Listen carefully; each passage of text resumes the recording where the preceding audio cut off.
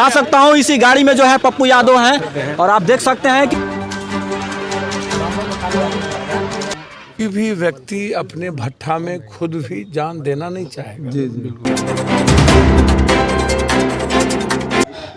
अभी मैं आप सब लोगों को बता दूं कि अभी जो चिमनी जो ब्लास्ट हुआ था, इस चिमनी ब्लास्ट में तकरीबन जो है 10 लोगों की मौत की खबर अब तक हो चुकी है। और जो है इस चिमनी का जो है निरीक्षण करने पप्पू यादव जो है यहाँ पे पहुँच रहे हैं। कुछ ही मिनटों के बाद यहाँ पे पहुँचने वाले हैं। पीछे जो आप देख रहे हैं गाड़ी का जो सायरन है लगातार ये बता रहा है कि यहाँ पे जो है पप्पू यादव पहुँचने वाले हैं।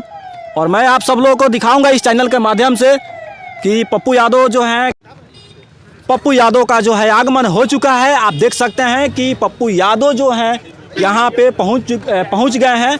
तस्वीरें में मैं आपको दिखा सकता हूँ। इसी गाड़ी में जो है पप्पू यादव हैं और आप देख सकते हैं कि पप्पू यादव जो है चिमनी पर जो है पहुँच चुके हैं। और यहाँ से जो है तस्वीर आपको मैं सीधी तस्वीरें जो है दिखा रहा हूँ। यहाँ पे पप्पू यादव का जो है आगमन हो चुका है। ये जो घटना घटी, ये जो बड़ा लोरी पाइप है ये ना, ये इतना जबरदस्त फूट कैसे है? इतना मतलब इसका मतलब है कि ये कमजोर पाइप बनी क्या? ये सर 30 साल पुराना है सर। 3 साल की 30 साल देखिए चिमनी स्टार्ट हुए, पाइप नया बना हुआ। देखिए चिमनी स्टार्ट हुआ 5 साल हुआ। उससे पहले जो बामा बना था 2 साल बाद वो बामा तोड़कर सरकार के ये बोला गया था बामा उच्च बनाया जाए, तब ये बामा ये उच्च बना है। ठीक, ये 1 साल या 2 साल चला है। 1 साल, ये दूसरा या तीसरा साल था। एक सीजन चला, ये दूसरा सीजन है, ये तीसरा है। और तब ये ब्लास्ट किया। सर बिहार में सर अभी तक जितने सर चिमनी चल रहे हैं सर, किसी का सर रजिस्ट्रेशन नहीं है सर। और सर यहाँ जितने भी सर लेबर काम करते हैं उनका भी सर कोई रजिस्ट्रेशन नंबर नहीं होता है। उनको सिर्फ ऐसे ही काम करा जाता है सर। लेकिन देखिए इसका दो तीन बात समझिए, मैं अब हम फिर बोलेंगे। जो विभाग है ना किसी भी, जी बिहार का मतलब है मुखेर कानून। जी अभी एक गाना कर रहा है कि बिहार आओ गोली मारो ठोक के। जी ये सब अभी बीपीएससी लीक हुआ तो कह रहा है कि बिहार आओ, फिर उस पर एक छोटा छोटा सीरियल बनना शुरू हो गया। जी देखिए बिहार में कोई ऐसी चीज़ है, जी आप उठा के देखिए जी ऊपर से नीचे तक, जी कर्मचारी पदाधिकारी, कोई भी व्यक्ति अपने भट्ठा में खुद भी जान देना नहीं चाहेगा। जी जी बिल्कुल। जो लोग परिवार के लोग मरे जी और जिन लोगों के लिए मजदूर आया, जी यह बात बिल्कुल सही है कि मुझे लगता है कि यह जांच का विषय प्रशासन के लिए होना चाहिए कि आप चिमनी भट्ठा के जो कानून है, जो मेरे ख्याल से जो पर्यावरण का मामला है या और भी जो मामले हैं, उसमें चिमनी भट्ठा अब फिक्स भट्ठा की बात हो गई। अच्छा, अब धीरे धीरे भट्ठा भी समझिए कि ईटा जो परमानेंट, ये जो पहले जो ईटा चल रहा था वो ईटा अब लगभग समझिए कि नहीं ही मिल रहा। अब ईटा कंप्लीट, अब तो अब छोटे छोटे जगहों पर ईटे की फैक्ट्री लग रही है, प्लायर्स वाला लग रहा है। इसकी ये लगभग बंद ही के लगभग समझिए। और मजदूर जो सबसे ज़्यादा चिमनी भट्ठा में वर्क करते थे, काम करते थे, उसकी भी मात्रा, उसकी भी संख्या घट गई। पहले बड़े लेवल पर मजदूर होता था, अब उसकी भी संख्या घट गई। देखिए 2-3 बात इसको समझिए। मैं तो बहुत दुख तब पहुंचा जब चिमनी भट्ठा में ब्लास्ट हुआ या चिमनी भट्ठा में 10 लोग मरे या 9 लोग मरे या 7 लोग मरे। तब तो नीतीश जी भी जग गए, मोदी जी भी जग गए। भागलपुर में पटाखा में ब्लास्ट हुई थी तो मोदी जी ने ट्वीट कर दिया। इस बिहार में मेरी समझ से हर दिन 2-3 घटनाओं में लोग दर्जनों मरते हैं। 200 लोग मरे शराब में, न तो मोदी जी का ट्वीट आया, न तो नीतीश जी का ट्वीट आया, और उसमें पूरी राजनीति होने लगी। सर जैसे नीतीश कुमार का कहना है सर कि शराबबंदी उनका बंद सर किया हुआ मेरी है। बात पहले सुन लीजिए। जी आप अच्छी बातें हैं कि आपने आपदा और विपदा, आपदा का क्या मतलब?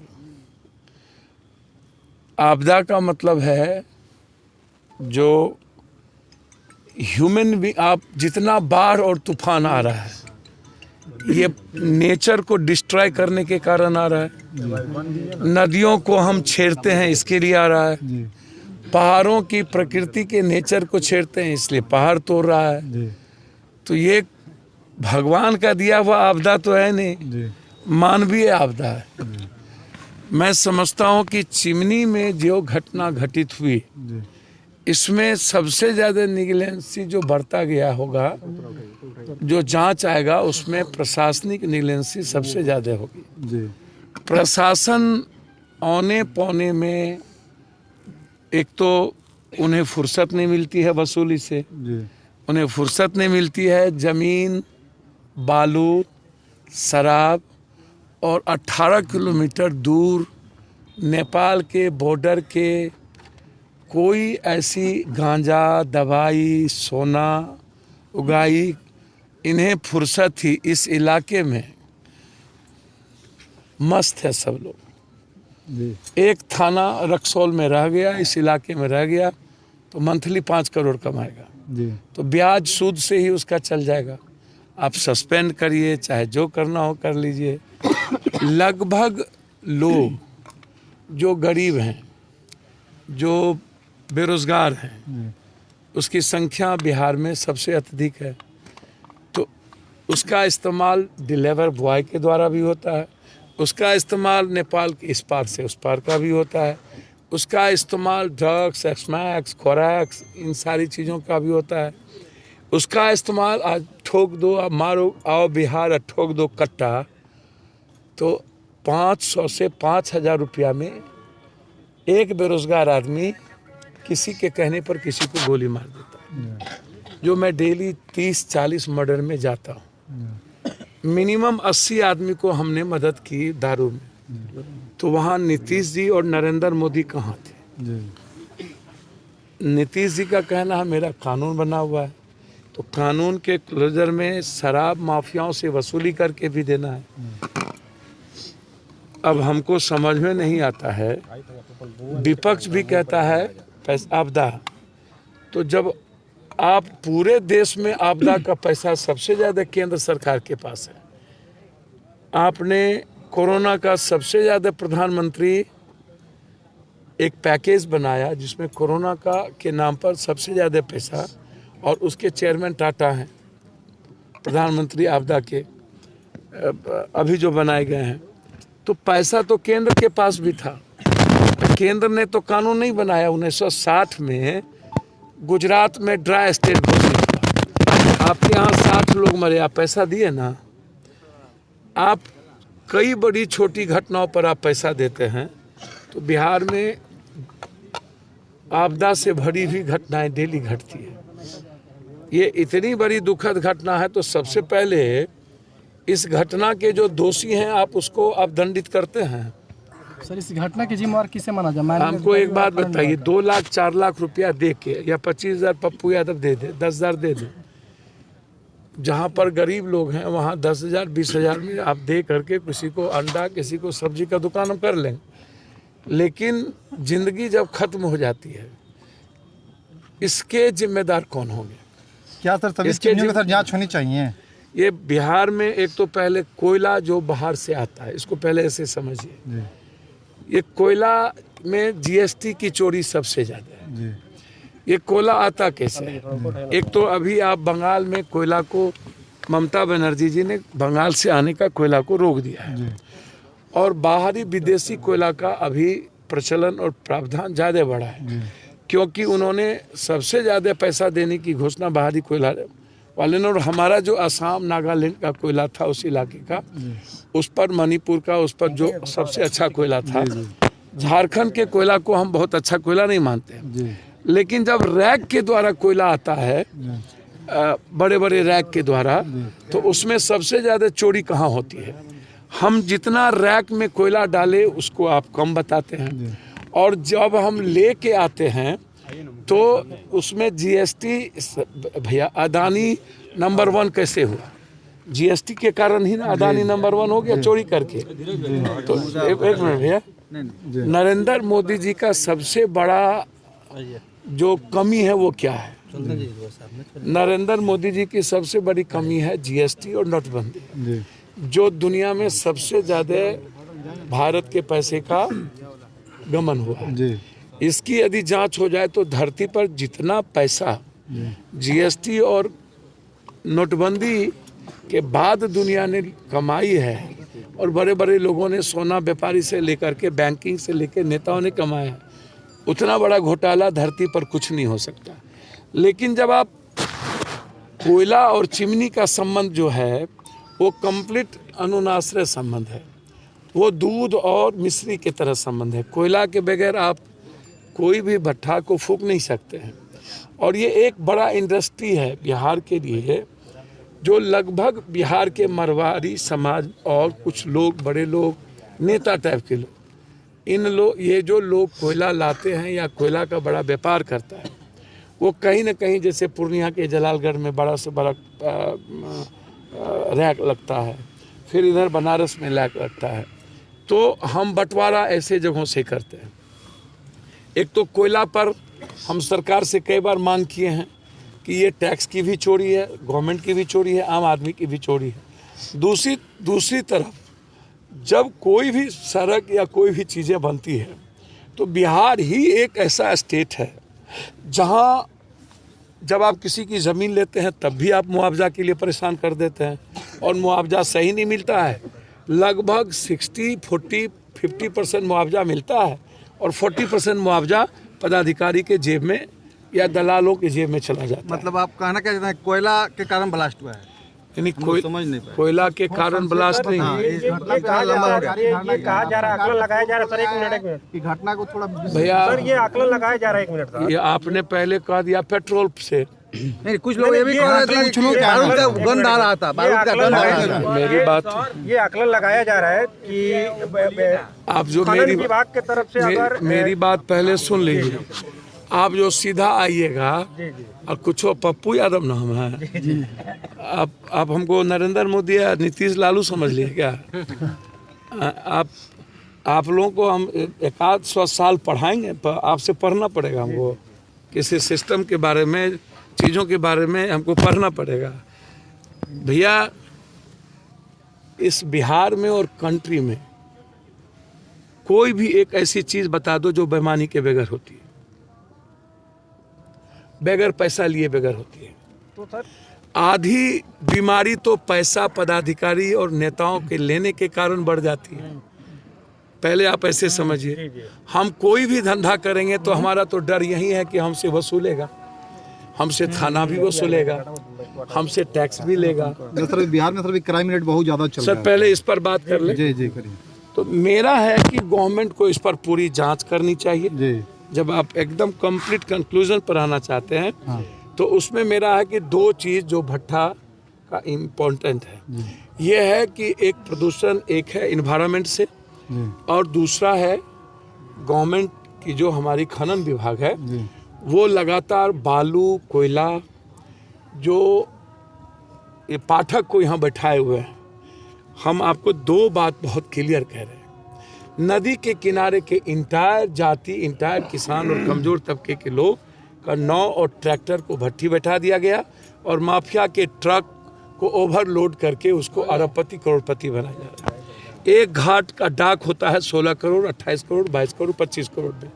जो गलत पॉलिसी है, 1400, 1500, 1600 करोड़ का डाक होना माइंस का, बालू के जो माइंस तो यहाँ यही है, तो बालू के नाम पर इससे होता क्या है कि माफिया की इन्वॉल्वेशन होती है, और आम लोग जो नदी के किनारे मिडिल क्लास के लोग होते हैं, 20 लाख 30 लाख के टेंडर के चलते नहीं हो पाता है।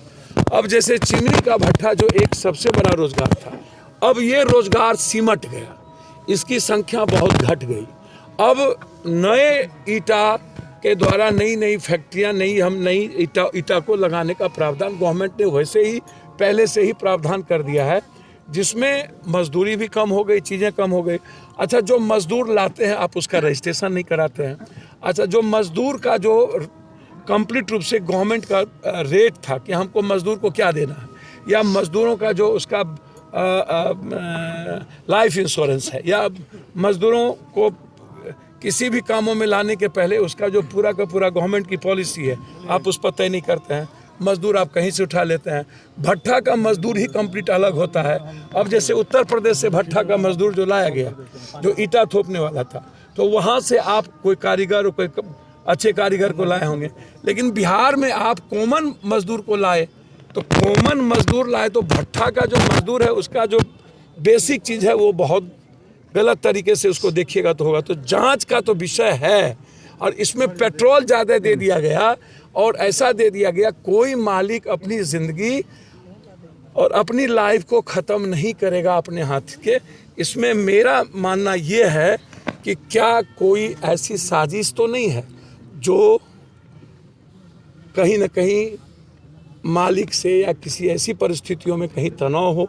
ये भी हम जांच का विषय चाहेंगे। बारूद का गंध आ रहा था, कुछ लोग कह रहे थे कि बारूद का गंध भी आ रहा। सुनिए ना, मैं आपको बारूद का गंध, फलना का गंध, तो ये तो जांच फॉरेंसिक रिपोर्ट में आएगा ना। हो FSL की रिपोर्ट जब आएगी तो उसमें पूरा डिटेल आएगा ना। तो गवर्नमेंट FSL की रिपोर्ट के बगैर तो कोई जांच करेगी नहीं। एक तो परिवार को मरा तो पहले तो वो मैटर है कि उसका सांत्वना, दूसरा है कि मजदूर मरे तो उसके पास कोई रास्ता नहीं बचा। तो सिर्फ 4 लाख या 2 लाख रुपया देने से ये सही नहीं है। जितने भट्ठे हैं उसका पूरा लाइसेंस का चेक, उसकी गवर्नमेंट की जो पॉलिसी है क्या उस पर काम कर रही है कि नहीं कर रही है। तीसरा चीज़, मजदूर का पूरा जो गवर्नमेंट पॉलिसी है, जिसको केंद्र सरकार ने बहुत बुरे तरीके से ध्वंस कर दिया है। कोरोना के समय मजदूरों को बेहाल कर दिया है भारत सरकार। जब कोरोना आई थी, हम मजदूरों के कई सारी सुविधा को छीन लिए हैं, उसके जीवन को, उसके बच्चों को, उसके भविष्य को। तो आप तो समझिए मजदूरों के पास कुछ बचा ही नहीं। लगभग बिहार के मजदूर बाहर पलायन कर गए। हमको 3 गुना रेट पर बाहर से मजदूर लाना पड़ता है, और उसके बाद हम किसी तरह भट्ठा को चला पाते हैं। तो हम पर, भट्ठा मालिक पर सबसे ज़्यादा बोझ है। इसीलिए बार बार यह कहना कि जो खुद दोनों पार्टनर जान गंवा दिए और 10 आदमी की मौत का दिखाया जा रहा है, और कुछ लोगों को जेल अस्पताल में, और 25-26 लोगों की गिनती की आप बता रहे हैं, और उसमें कह रहे हैं कि 6 लोग से 9 लोग कहाँ चले गए, नहीं मिल रहा है। और ये बात सुनने में भी आया कि बहुत सारे लोग जो पहले कह रहे थे प्रशासन 1 ही मरा, फिर आया 3 ही मरा, फिर आया 2 ही मरा, अब धीरे धीरे जा कर के कह रहा है कि आज भी 1 मरे, तो अब हम 10 की संख्या में, 4 वहाँ 6 यहाँ, तो 6 4 10 हो गया। और 10 यदि कहीं पर जा कर के है तो और लोग कहाँ गायब हो गए? गायब कोई नहीं हुआ है सब। सर ये अभी जो बताया गया कि 5-6 लोग अभी नहीं मिल पा रहे। हॉस्पिटल में वो गए थे लोग, सब वो मिल गया, तो सब कोई मिल गया। सर एक सवाल ये है सर, एक सवाल ये बनता है कि जैसा यहाँ के स्थानीय चिमनी वाले हैं, उनसे जब मैं बात किया, उनका कहना है कि खनन विभाग केवल नाम का है। जो खनन विभाग की तरफ से जो गाइडलाइन मिलता है चिमनी वाले, अच्छा, मैंने अभी आपको क्या कहा, उसका पालन नहीं। मैंने अभी क्या कहा, ऊपर से नीचा बगैर दलाली, बगैर चोरी, अब बगैर कोई ऐसा है, गरीब और मिडिल क्लास को छोड़ दीजिए तो लगभग हम लोग चोर हैं। और इस पर बहस का मुद्दा है क्या? भ्रष्टाचारी पर आज हम बोले क्या? हम तो डेली बोलते हैं। अभी आप लोग सुनिए ना, नगर निगम मुखिया का चुनाव, मालिक है या सरकार? मालिक है यार, मेरी बात सुनिए, नगर निगम MLA MP मुखिया का चुनाव बगैर दारू का होता है क्या? सर ये जो बार बक करते हैं, हमेशा करते हैं सर। जैसे बिहार सर, सरकार खनन विभाग की पूरी जांच होनी चाहिए, और जो लोकल स्तर पर इसको मॉनिटरिंग करते हैं उसकी भी जांच में उसको लाना चाहिए। FSL रिपोर्ट आना चाहिए, और ये देखा ये जाना चाहिए कि कितने दिनों के पहले खनन विभाग ने इस भट्टे का जांच किया था।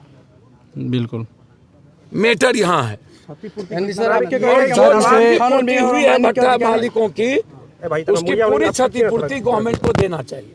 कम मात्रा में नहीं आता है क्या? 4 लाख रुपया क्या है, कुछ है क्या? भैया, एक व्यक्ति के लिए 40 लाख रुपया भी कुछ नहीं है।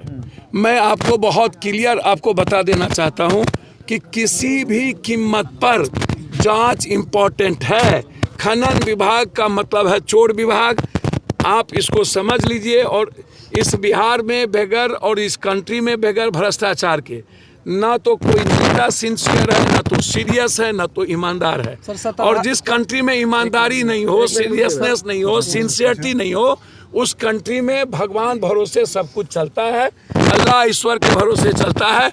और चल रहा था तो ठीक, बेचारा चला गया तो बेठीक। अब जांच घटना का 20 घंटा बीत जाता है, उसके बाद भी आते हैं यहाँ पर। और जो यहाँ का माननीय विधायक सर, माननीय विधायक रामगढ़वा में किसी मर्डर में आए? नहीं। आपके एमपी आए? नहीं। रक्सौल में कई ठो मर्डर हुआ, वहाँ आते हैं? सर एक सवाल ये है, जहाँ भी आप जाते हैं उसके बड़का अब एमपी शराब करता है। अब बेतिया में सबसे ज्यादा शराब नहीं बिका। सर एक सवाल सर नेताजी, बात ये है 10,000 रुपया हमारे जो नेता है यहाँ कहाँ है? सर इतनी बड़ी हृदय हमारे घटना की जिम्मेवार गरीब वो सब सवाल ईटा भट्टा की बात नहीं कर रहे, मालिक की बात नहीं कर रहे ना। जो मजदूर सवाल क्या कर रहे हैं आप? ये 10,000 दिया गया था, दिए तो अभी तक ये बिहार में सर विकास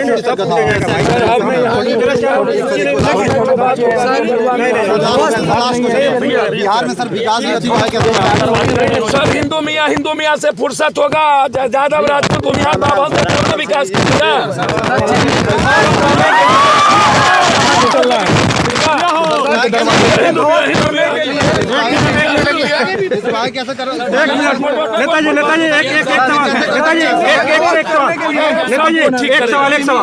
सवाल पप्पू यादव का ये कहना है कि जो सिस्टम है, जो पदाधिकारी है, ये जो विभाग है, एवरीवन चोर। तो क्या सर इस विभाग से ज्यादा चोर है नेता। अगर जांच होगा तो क्या गरीब मजदूर जो संलिप्त होते हैं, जो अधिकारी संलिप्त है, अगर जांच में अगर जाएगा तो सर उनको FIR लॉज होना चाहिए, उन पर FIR लॉज होना चाहिए। अभी BSSC का सुनिए, अभी BSSC का एग्जाम लीक हुआ तो हमने नहीं बोला शिक्षा मंत्री इन्वॉल्व हो, उसको भी आप लाइए। हमने नहीं बोला कि एजुकेशन सेक्रेटरी, BSSC का चेयरमैन, UPSC का चेयरमैन, BPSC का चेयरमैन किया गया। जब चिमनी को ध्वस्त देने के लिए DM आदेश दिया था तो ध्वस्त करना चाहिए इसको जी। ध्वस्त करने के लिए आदेश दिया गया, ध्वस्त करने के लिए DM द्वारा आदेश। सर मुझे समझ में नहीं आता है कि DM ने कहा चिमनी को ध्वस्त करने जी का, जी, और अभी तक जांच क्या, यहाँ सब जो सैंपल चला गया, FSL की रिपोर्ट और सारी यहाँ से चीजें चली गई, तो अभी तक में यदि DM ने कहा कार्रवाई करने नहीं हुआ है तो इसमें भी कहीं साजिश। सर एक सवाल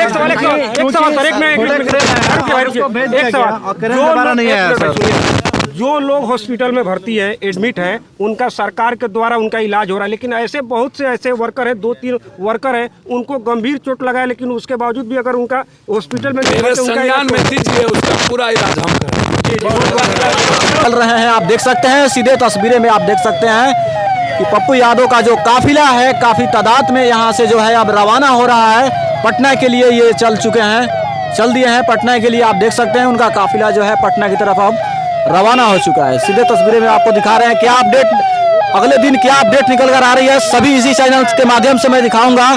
फिलहाल यहाँ से इतना ही खबर दिखाने का प्रयास रहा।